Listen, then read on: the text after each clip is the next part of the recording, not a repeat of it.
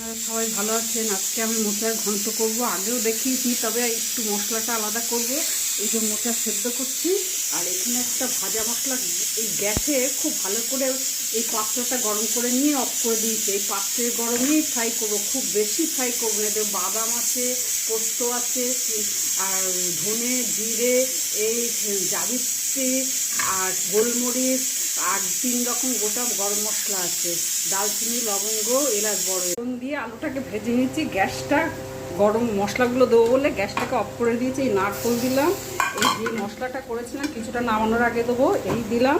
এই আদা, হলুদ, নুন এই দিলাম। মশলা কষা হয়ে গেছে, এই চিনির সিরাপটা দিলাম, আর এই মোচাটা দিয়ে দেবো।